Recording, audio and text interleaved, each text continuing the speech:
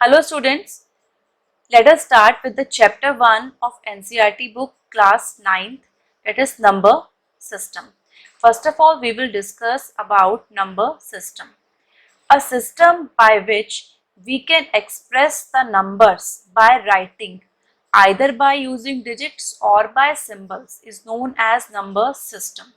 Means number system एक वो system है जिसके थ्रू हम अपने नंबर्स को एक्सप्रेस करते हैं, लिखकर एक्सप्रेस करते हैं, either by using digits for example 0 1 2 3 4 5 and so on, और by symbols like arithmetic symbols plus, minus, multiplication, divide and so on.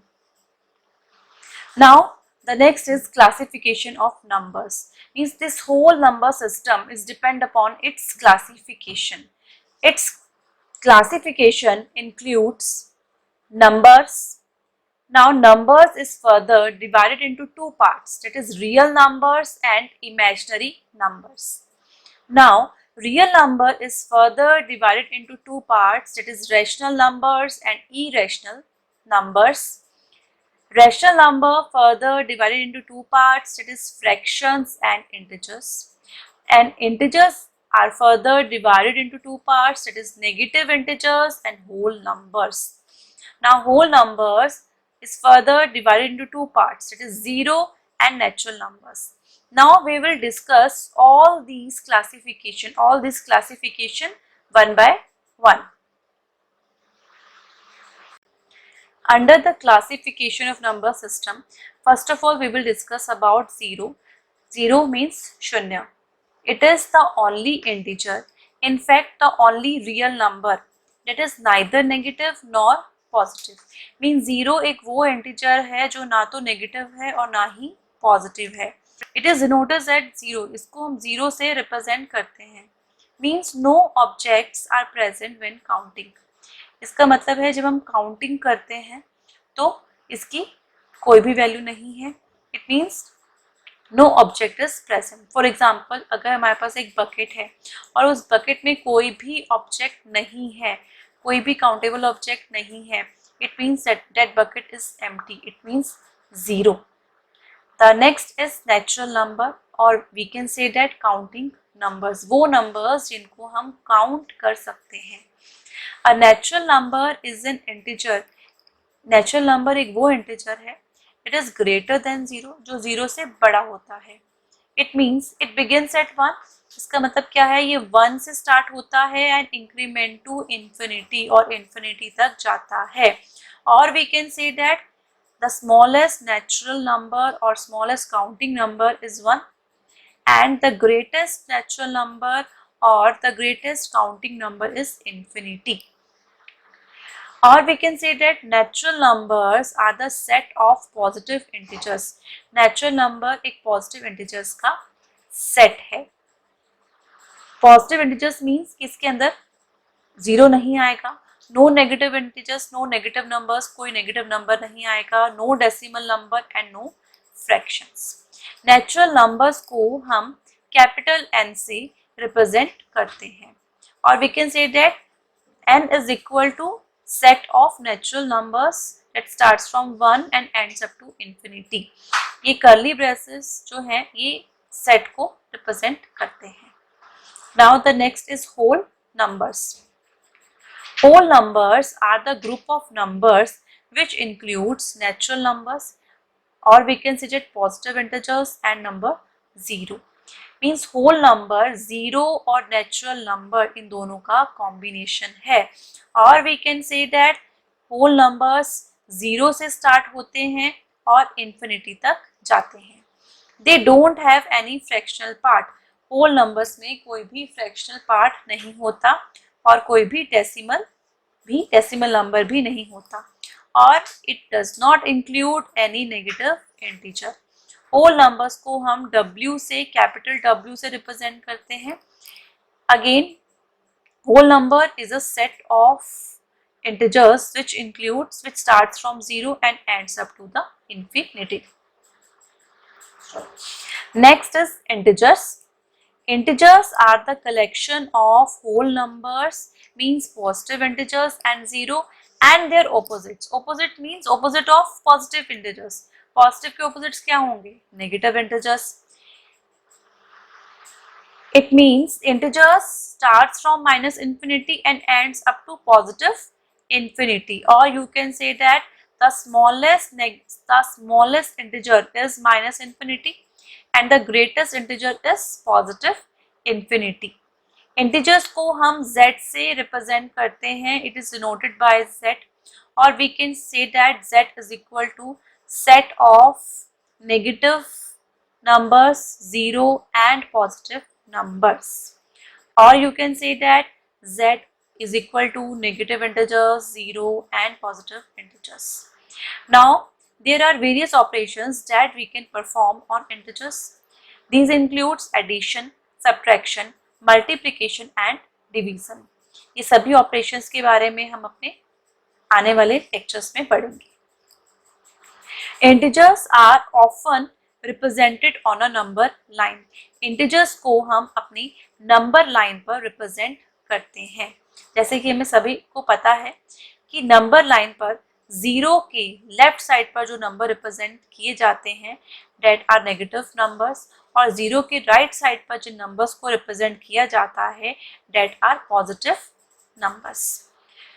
In integers no fractional और डेसिमल पार्ट अलाउड. इंटीजर्स के अंदर कोई भी फ्रैक्शनल और decimal part allowed नहीं होता. Now the next is fractions. In simple terms, fractions tells us how many parts of a whole we have. Means अगर हमारे पास एक कोई whole object है, उसको हम फर्दर कितने parts में डिवाइड करते हैं, that is called a fraction.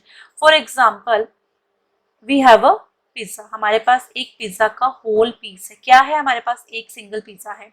उसको हम न्यूमरेटर में रिप्रेजेंट करेंगे, that is 1. अब इस पिज्जा को हम फर्दर कितने पार्ट्स में डिवाइड कर रहे हैं? मैंने इसको 2 पार्ट्स में डिवाइड किया, तो डिनोमिनेटर में क्या आ जाएगा हमारे पास? 2. इट मींस होल क्या था? 1 पिज्जा. उसको कितने फ्रैक्शंस में डिवाइड किया हमने? 2.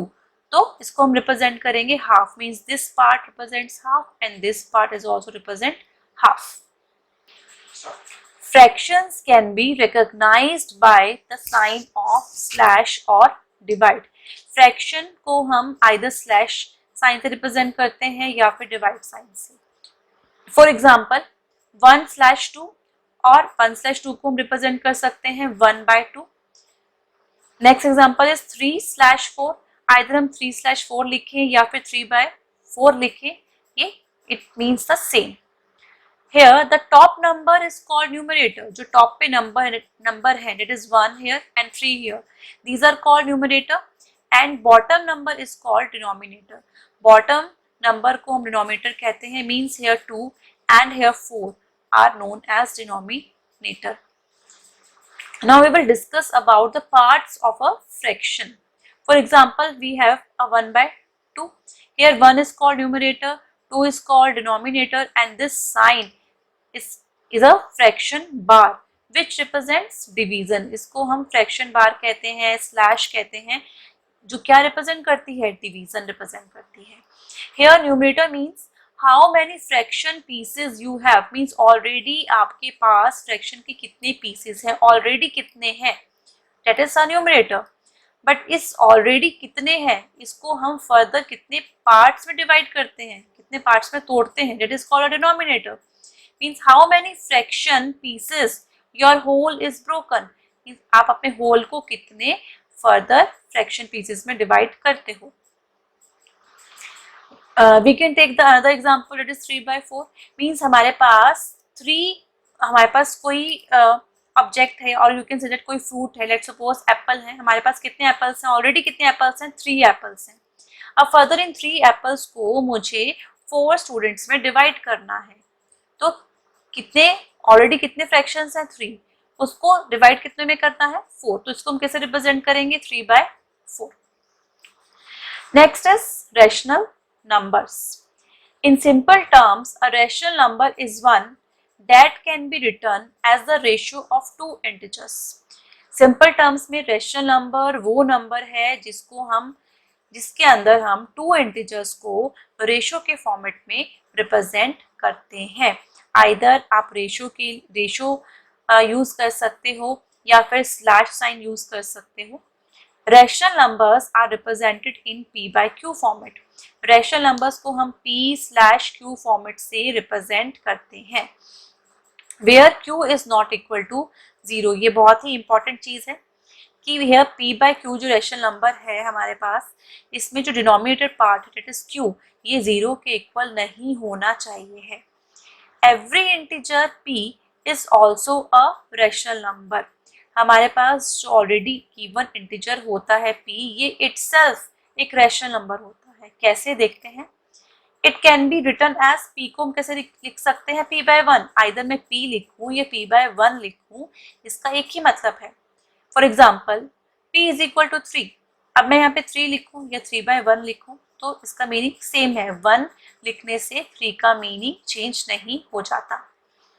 There are infinitely many rational numbers between any two given rational numbers. हमारे पास जो भी दो गिवन रैशनल नंबर्स होते हैं उनके बीच में हमारे पास इन्फिनाइटली रैशनल नंबर्स होते हैं। फॉर एग्जाम्पल मेरे पास दो रैशनल नंबर है 3 and 4। अब 3 और 4 के बीच में इन्फिनाइट रैशनल नंबर्स कैसे होंगे? It is 3.1, 3.3, 3.3, 4, 5, 6, 7 and so on, ये चलते ही रहेंगे।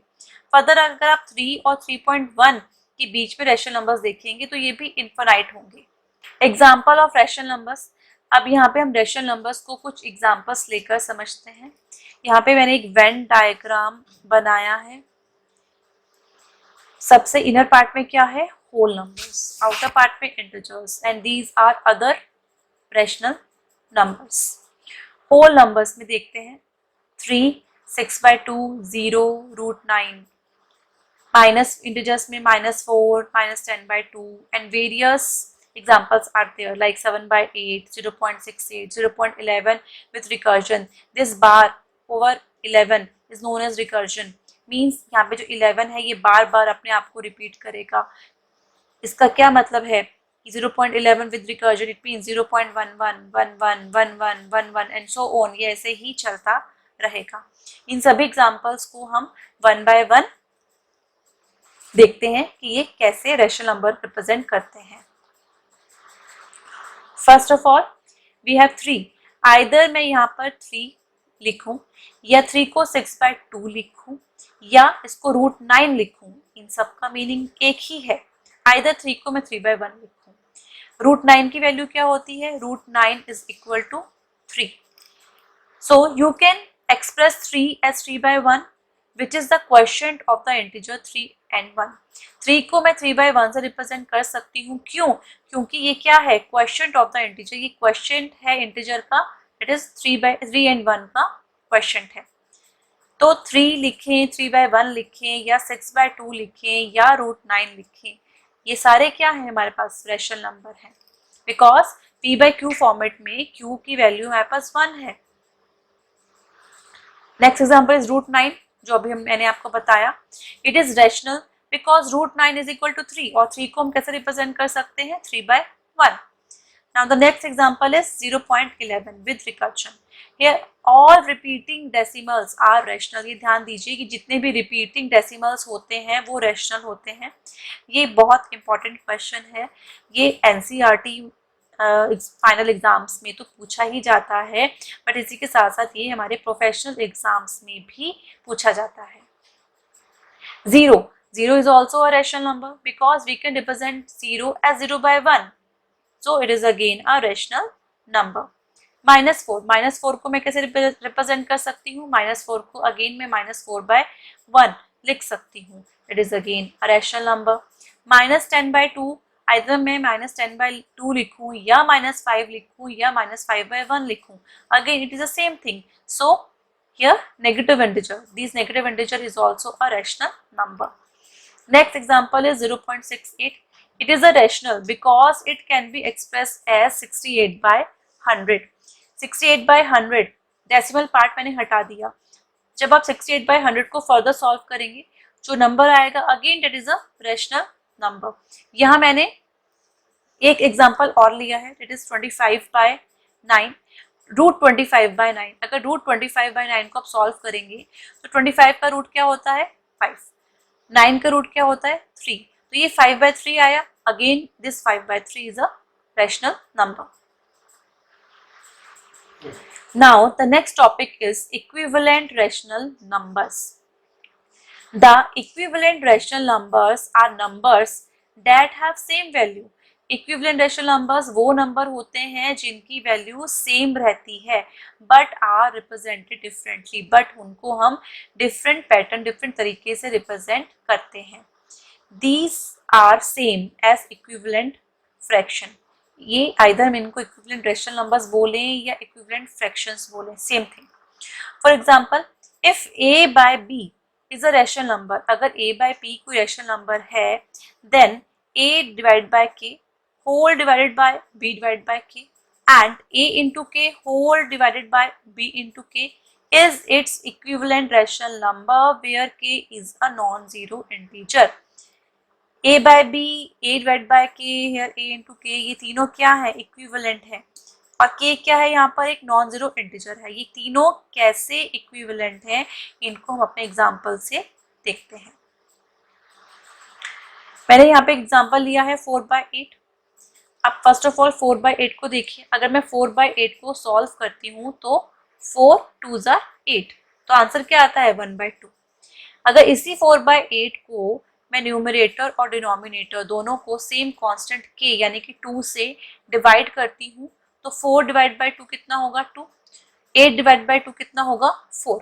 हमें क्या मिला 2/4. और अगर फर्दर मैं 2/4 को सॉल्व करती हूँ तो हमें क्या मिलेगा हाफ. यहाँ पे भी हाफ मिला, यहाँ पर भी हाफ मिला. अगेन मैं चेक करती हूँ, अगर मैं इस 4/8 को सेम कांस्टेंट 4 से डिवाइड करती हूँ तो अगेन मुझे क्या मिलेगा 1/2. और इस 4/8 को अगर मैं एक सेम कांस्टेंट से मल्टीप्लाई करती हूँ तो आंसर क्या होगा 4 इंटू 2 8, 8 इंटू 2 16. 8/16 को मैं फर्दर सॉल्व करूंगी तो आंसर क्या मिलेगा 1/2. इट मीन्स आइदर मैं सेम कांस्टेंट से डिवाइड करूं या मल्टीप्लाई करूं, पर जो हमारे पास एट द एंड आंसर आएगा वो सेम ही होगा. इस केस में तीनों केसेस में हमारे पास आंसर क्या है 1/2 1/2 1/2. So this represents the equivalent rational numbers. Now I am taking the next example, that is 8/-12. Either मैं माइनस को डिनोमिनेटर में लिखूं या न्यूमरेटर में लिखूं एक ही बात है. इस 8/-12 को मैं सेम कांस्टेंट k -4 से डिवाइड कर रही हूँ और सेम कांस्टेंट k 2 से मल्टीप्लाई कर रही हूँ. जब आप इन तीनों को सॉल्व करेंगे तो इनका आंसर हमें तीनों का ही आंसर -2/3 मिलेगा. So these are called equivalent rational numbers. Thank you students. Please like my video, share with your friends, subscribe the channel and press the bell icon for further notifications. Thank you.